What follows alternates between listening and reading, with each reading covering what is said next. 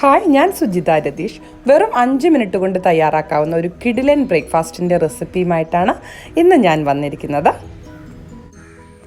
നല്ല പഴുത്ത വാഴപ്പഴവും മുട്ടയുണ്ടെങ്കിൽ നമുക്കൊരു കിടിലൻ ബ്രേക്ക്ഫാസ്റ്റ് തയ്യാറാക്കാം. പഴം നന്നായിട്ട് പഴുത്ത് കഴിഞ്ഞാൽ പൊതുവെ നമ്മളത് ഒഴിവാക്കാറാണ് പതിവല്ലേ. ഇനി അങ്ങനെ ചെയ്യണ്ട. ഈ ബ്രേക്ക്ഫാസ്റ്റ് ഒന്ന് ട്രൈ ചെയ്ത് നോക്കിയാൽ നിങ്ങൾക്ക് മനസ്സിലാവും എത്ര ടേസ്റ്റിയാണെന്ന്.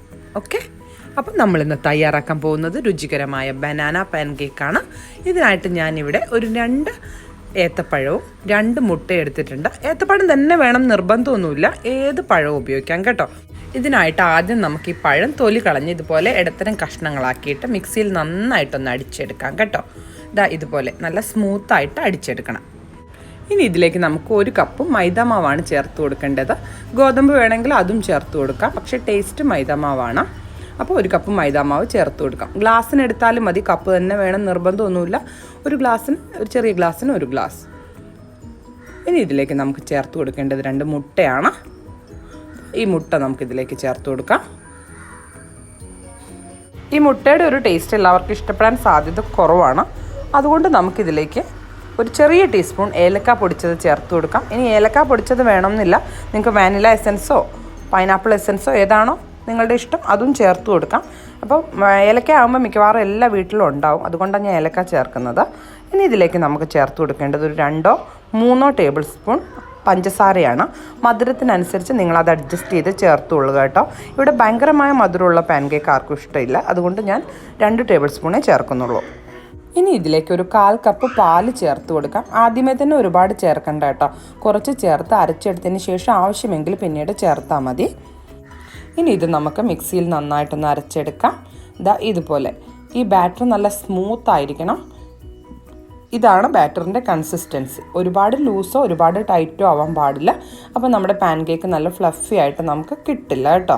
അപ്പോൾ അത് പ്രത്യേകം ശ്രദ്ധിക്കുക. പാല് കുറച്ച് ചേർത്ത് അരച്ചെടുത്താൽ മതി. ആദ്യമേ മുഴുവൻ ഒഴിച്ചു കഴിഞ്ഞാൽ ചിലപ്പം ബാറ്റർ ലൂസായിപ്പോൾ. ഇനി ഇതിലേക്ക് നമുക്ക് ഒരല്പം ഉപ്പ് കൂടി ചേർത്ത് കൊടുക്കാം. വളരെ കുറച്ച് മതി, 1-2 പിഞ്ച്. ആ ഒരു ടേസ്റ്റിനെ ഒന്ന് ബാലൻസ് ചെയ്യാൻ വേണ്ടിയിട്ടാണ്. ഇനി ഇത് നമുക്ക് നന്നായിട്ടൊന്ന് മിക്സ് ചെയ്തെടുക്കാം കേട്ടോ. അതിനുശേഷം നമുക്കിതിൽ ഒരല്പം അപ്പക്കാരം കൂടി ചേർത്ത് കൊടുക്കാം. ബേക്കിംഗ് സോഡ ഒരു 2-3 പിഞ്ച് മതി കേട്ടോ. ബേക്കിംഗ് പൗഡർ ആണെങ്കിൽ ഒരു ചെറിയ ടീസ്പൂൺ ആഡ് ചെയ്തോളൂ. എന്തായാലും ഈ സ്റ്റെപ്പ് നിങ്ങൾ ഒഴിവാക്കരുത്, കാരണം അപ്പം മാത്രമേ നമ്മുടെ പാൻ കേക്ക് നല്ല ഫ്ലഫി ആയിട്ട് വരുള്ളൂ. ഇല്ലെങ്കിൽ അത്ര ഒരു സോഫ്റ്റ്നെസ് കിട്ടില്ല. എന്നിട്ട് ഇത് നന്നായിട്ടൊന്ന് മിക്സ് ചെയ്തെടുക്കണം. അപ്പക്കാരം ചേർത്ത് കഴിഞ്ഞാൽ നല്ലപോലെ മിക്സ് ചെയ്യണം. ഈ ബാറ്റർ റെസ്റ്റ് ചെയ്യാൻ വേണ്ടി വെക്കേണ്ട ആവശ്യമൊന്നുമില്ല. നമ്മൾ തയ്യാറാക്കി ഉടനെ തന്നെ നമുക്ക് പാൻ കേക്ക് ചുട്ടെടുക്കാവുന്നതാണ്. അപ്പോൾ ബാറ്റർ റെഡിയായി. ഇനി നമുക്ക് പാൻ കേക്ക് ചുട്ടെടുക്കുന്നത് എങ്ങനെയാണെന്ന് നോക്കാം. പാൻ കേക്ക് തയ്യാറാക്കാനായിട്ട് ഞാനൊരു നോൺ സ്റ്റിക്ക് പാൻ അടുപ്പത്ത് വെച്ചിട്ടുണ്ട്. ദോശ പാൻ തന്നെയാണ്. നോൺ സ്റ്റിക്ക് പാൻ ആയതുകൊണ്ട് ഇതിൽ എണ്ണയൊന്നും ചേർക്കേണ്ട ആവശ്യമില്ല കേട്ടോ. നിങ്ങൾക്ക് ആവശ്യമെങ്കിൽ കുറച്ച് നെയ്യ് തടവി കൊടുക്കാം, പക്ഷേ ഞാനൊന്നും ചേർക്കാറില്ല പാൻ കേക്ക്സിന് പൊതുവേ. അപ്പോൾ ഇതിലേക്ക് നമുക്ക് പാൻ നന്നായിട്ട് ചൂടായിട്ടുണ്ട്. നമുക്കിതിലേക്ക് ഒരു ചെറിയ തവി മാവ് ഒഴിച്ചു കൊടുക്കാം. അപ്പം ഇത് ദോശ പോലെ റൗണ്ട് അടിച്ചെടുക്കുകയൊന്നും വേണ്ട, സ്ലൈറ്റ്ലി ഒന്ന് സ്പ്രെഡ് ചെയ്ത് കൊടുത്താൽ മതി കേട്ടോ. പിന്നെ ഇത് ബബിൾസ് വരാൻ തുടങ്ങുമ്പോൾ നമുക്ക് തീ ഒന്ന് മീഡിയത്തിലേക്ക് ആക്കി കൊടുക്കണം, അതർവൈസ് അടിവശം പെട്ടെന്ന് കരിഞ്ഞു പോകും. അപ്പോൾ ഇതൊരു വശം ശരിക്കും കുക്കായിട്ടുണ്ട്. നമുക്കിതൊന്ന് ഫ്ലിപ്പ് ചെയ്തിട്ട് കൊടുക്കാം.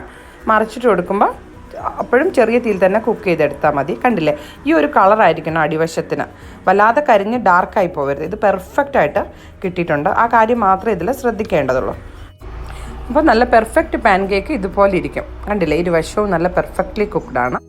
ഇനി നമുക്ക് ബാക്കി വരുന്ന ബാറ്ററും ഇതുപോലെ ചുട്ടെടുക്കാം. ആ ബാറ്റർ കംപ്ലീറ്റ് ആകുന്നവരെ ഇതുപോലെ ചുട്ടെടുക്കാം കേട്ടോ. നല്ല ഫ്ലഫി ആയിട്ടുള്ള പാൻ കേക്ക്സാണ് നമ്മൾ തയ്യാറാക്കുന്നത്. കുട്ടികൾക്കൊക്കെ ഇത് ഭയങ്കര ഇഷ്ടമായിരിക്കും. അതുപോലെ നമുക്ക് 5 മിനിറ്റ് കൊണ്ടൊരു ബ്രേക്ക്ഫാസ്റ്റാണ് ഈ പാൻ കേക്ക് എന്ന് പറയുന്നത്. സ്ട്രോബെറി വെച്ചിട്ടോ ആപ്പിൾ വെച്ചിട്ടോ ബ്ലൂബെറി വെച്ചിട്ടോ ഒക്കെ തയ്യാറാക്കാം. ഏത് ഫ്രൂട്ടാണോ അത് നിങ്ങളുടെ ചോയ്സാണ്. പാൻ കേക്ക് നിങ്ങൾക്ക് ചോക്ലേറ്റ് സിറപ്പ് ചേർത്തോ സ്ട്രോബെറി സിറപ്പ് ചേർത്തോ അതല്ലെങ്കിൽ ഹണിയുടെ കൂടെയോ കുറച്ച് ഫ്രൂട്ട്സും കൂടി മിക്സ് ചെയ്ത് കഴിക്കാം. അപ്പോൾ നല്ല ടേസ്റ്റാണ് കഴിക്കാൻ വേണ്ടിയിട്ട്. അപ്പോൾ വീഡിയോ എല്ലാവർക്കും ഇഷ്ടപ്പെട്ടു എന്ന് കരുതുന്നു. ട്രൈ ചെയ്ത് നോക്കാൻ മറക്കരുത്. വീഡിയോ ഇഷ്ടപ്പെട്ടാൽ ലൈക്ക് ആൻഡ് ഷെയർ ചെയ്യാൻ മറക്കരുത്. വീണ്ടും ഒരു നല്ല വീഡിയോ ആയിട്ട് കാണുന്നവരേക്കും ബൈ ബൈ.